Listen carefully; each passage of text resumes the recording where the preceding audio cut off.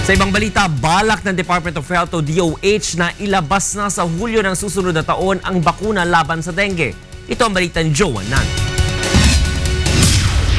Posible nang ilabas sa Hulyo ng susunod na taon ng Department of Health ang bakuna laban sa dengue. Ito ay matapos na maging matagumpay ang pagsusuri ng kauna-unahang Asian Dengue Vaccine Efficacy Trial sa nakalipas na 2 taon. There is now a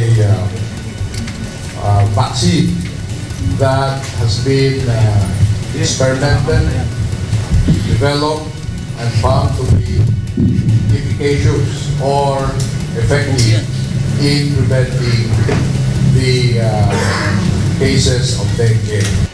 Sa isinagawang pagsusuri, lumalabas na 56.7% ang bisa ng nasabing bakuna. Batay din sa isinagawang pag-aaral, bumaba ng 88.5% ang posibilidad na ma-develop sa hemorrhagic fever ang dengue ayon sa criteria ng World Health Organization. Habang bumaba din ng 67% ang posibilidad na ma-hospital ang isang tao sa pamamagitan ng naturang bakuna. Isinagawa ang pagsusuri sa mahigit 10,000 mga bata sa Asia na may edad 2 hanggang 14 na taong gulang, kung saan 3,500 mula sa mga ito ay nagmula sa Pilipinas. Samantala, bumaba naman ang kaso ng dengue sa bansa ngayong taon. Sa datos ng DOH, bumaba ng halos 60% ang kaso ng dengue kumpara noong nakaraang taon. Karamihan sa mga ito ay naitala sa Eastern Visayas na may mahigit sa 3,000 kaso, gayon din sa Sorsogon. Habang nasa mahigit 2,000 naman sa Northern Mindanao, Calabarzon at Davao Region.